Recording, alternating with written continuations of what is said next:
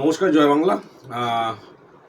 আজকে আমরা উত্তরপাড়া বাংলা পক্ষ থেকে আসছি কোন্নগরে বাবলু সরকারের বাড়িতে। বাবলু সরকার, যিনি আজকে প্রায় 7 থেকে 8 বছর, আমাদের বাঙালি ভাই, আজকে 7 থেকে 8 বছর কোন্নগরের অরবিন্দ রোডে, আপনাদের অ্যাপার্টমেন্টের নাম সত্যম অ্যাপার্টমেন্ট। সত্যম অ্যাপার্টমেন্টে থাকছেন এবং এখানকার ভূমিপুত্র, দীর্ঘ বছর ধরে এখানে আছেন। এবং ওনার এই ফ্ল্যাটের যে বিল্ডিংয়ে উনি থাকেন, সেই বিল্ডিংয়ের ওনার উল্টো দিকেই থাকেন হচ্ছে রাজপাল শর্মা। রাজপাল শর্মা নামে একজন বহিরাগত। তো এই রাজপাল শর্মা এবং তার পরিবার দীর্ঘদিন ধরে এই বাবলু সরকারের ওপর অত্যাচার করে যাচ্ছে বিভিন্নভাবে। তারা একই ফ্ল্যাটে থাকেন, কিন্তু বাবলু সরকারও এখানে টাকা দিয়েই ফ্ল্যাট কিনেছেন, উনিও টাকা দিয়ে ফ্ল্যাট কিনেছেন। কিন্তু দিনের পর দিন ওনার ঠিক মুখোমুখি ফ্ল্যাট, কিন্তু দিনের পর দিন ওনার বিভিন্ন অছিলায় বাবলু সরকারের ওপর অত্যাচার করে যাচ্ছেন, তাকে মারধর করছেন, তাকে এখান থেকে তুলে দেওয়ার চেষ্টা করছেন। আজকে একটা বাঙালি এরিয়ায় বাঙালি ভূমিপুত্রকে তার জায়গা থেকে তুলে দেওয়ার মানে নিরন্তর চেষ্টা করে যাচ্ছে এই রাজপাল শর্মা। তো আজকে আমরা বাবলু সরকারের কাছে এসেছি।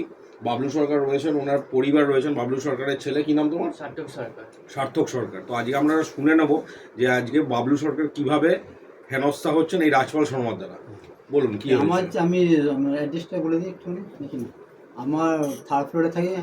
আমার উল্টো দিকে রাজপাল শর্মা দীর্ঘ 8 বছর ধরে, যবে থেকে উনি এখানে এসেছে তবে থেকে উনি আমার ফ্যামিলিও পড়ে এবং ফ্ল্যাটের কিছু আরও 2-3টে ফ্যামিলি নিয়ে দিনের পর দিন অত্যাচার করে যাচ্ছে। আমি না থাকি না, আর বারবার ধরে আমি পুলিশ সংস্থা হই যে আপনারা দেখুন জিনিসটাকে নিয়ে। ওরা যাই, আমি থানায় ডায়েরি করি।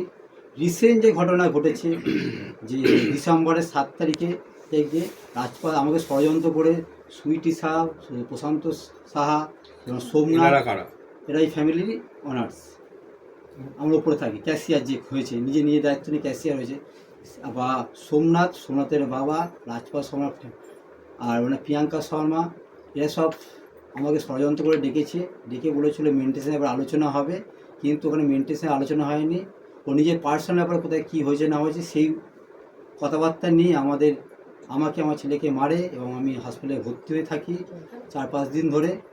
এবার আমার হাতে কামড়েও দেয়, কপালটা লাঠি দিয়ে তক্তা দিয়ে মেরে ফাটিয়ে দেয়, ছেলে হাত থেকে ভেঙে দেয় হিসাব মতন। আর হাতে আমার মাথায় রক্ত জমেছে। আর ইটটা যখন তুলে তখন ওনাকে হাত ধরে বাঁচায়, সে বাঁচা দিয়ে আমার হাতে কামড়ে দেয়। এমন অবস্থা হয়েছে, আমি এখনও ভুগছি এই নিয়ে। আপনি প্রশাসনের কাছে যখন গেছিলেন, প্রশাসনের উত্তর কী ছিল? প্রশাসন বলেছিল যখন ওই অবস্থায় আমি গেছিলাম, থানায় গেছিলাম, থানা বলছে আপনি আগে ট্রিটমেন্ট করুন, তারপরে বিচার হবে। ঠিক আছে, সেই পরীক্ষিত আমি থানায় লিখিত অভিযোগ জমা দিয়েছিলেন?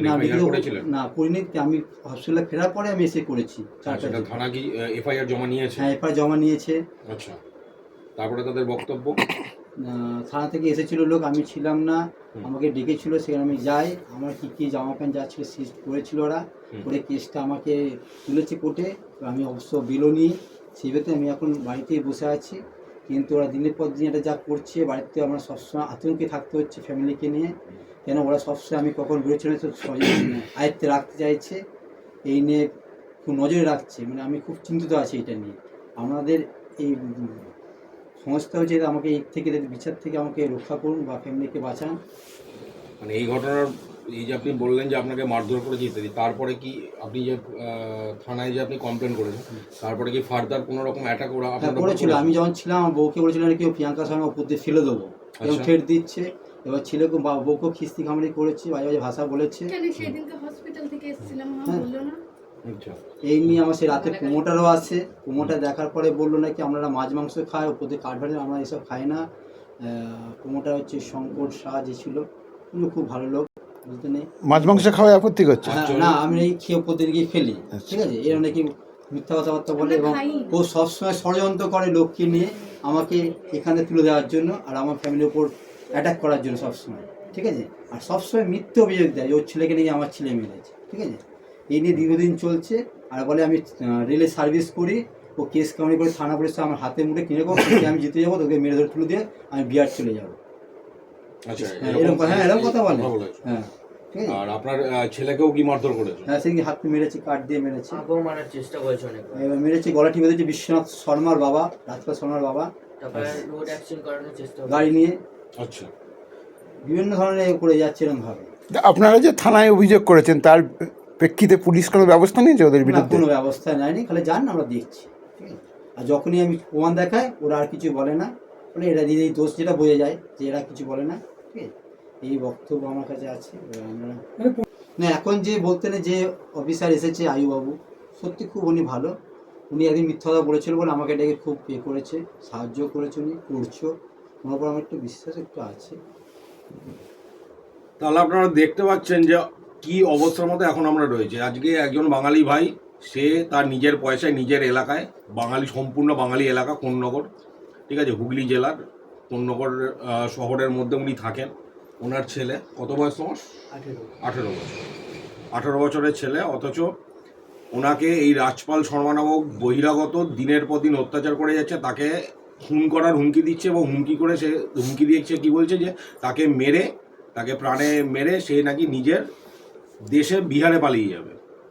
তাহলে আজকে বাংলা পক্ষ প্রশাসনের সামনে এই প্রশ্নটা তুলে ধরতে চাইছে যে তাহলে আমরা কোন জায়গায় বাস করছি, প্রশাসন কি তাহলে স্টেপ নিচ্ছে। আজকে নিজের এলাকায় দাঁড়িয়ে যদি একজন বহিরাগত একজন বাঙালিকে এই ধরনের হুমকি দেয়, তার নিজের জায়গা থেকে ছেড়ে যেতে জোর জবরদস্তি করে, এবং সেখানে প্রশাসন যদি কোনো রকম সহায়তা না করে সঠিকভাবে, তাহলে বাঙালিরা যাবে কোথায়?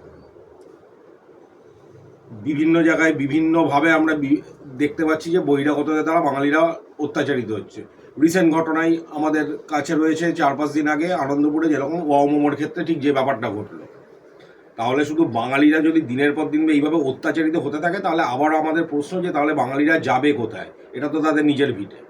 আজকে এই ছেলেটা মাত্র 17 বছর বয়স, এই ছেলেটাকে এই রাজপাল শর্মা রাস্তায় অ্যাক্সিডেন্ট করে মারার চেষ্টা করেছে, গাড়ি দিয়ে অ্যাক্সিডেন্ট করে মারার চেষ্টা করেছে, গাড়ি চাপা দিয়ে। তাহলে এর বিচারটা কে করবে? প্রশাসনের কাছে আমরা একটাই দাবি তুলছি, এবং পরিষ্কার দাবি, কোনো অনুরোধ নয়। বাংলা পক্ষর তরফ থেকে আমরা পরিষ্কার দাবি জানাচ্ছি যে বাবলু সরকার এবং তার পরিবারের সুরক্ষা নিশ্চিত করতে হবে। যদি সুরক্ষা নিশ্চিত না করা হয়, বাংলা পক্ষ বরাবর যেমন বাঙালির পাশে ছিল, আজও আছে এবং ভবিষ্যতেও থাকবে, এবং এই বাবলু সরকারের পাশে আমাদের বাঙালি ভাইয়ের পাশেও কিন্তু থাকবে। সুতরাং আবারও বলছি, আমরা সবাই এখানে রয়েছি, বাংলা পক্ষর বহু সদস্য উত্তরপাড়া বিধানসভার রয়েছি। আমরা আবারও সবাই মিলে এই ঘটনার তীব্র প্রতিবাদ জানাচ্ছি, তীব্র নিন্দা করছি, এবং আবারও প্রশাসনকে বলছি যে এই ঘটনার পরিপ্রেক্ষিতে যা ঘটনা ঘটেছে বাবলু সরকারের, তার এগেনস্টে আপনারা ব্যবস্থা নিন, যথাযথ ব্যবস্থা নিন, এবং ওনার পারিবারিক সুরক্ষা নিশ্চিত করুন। এটা ওনার ফান্ডামেন্টাল রাইট।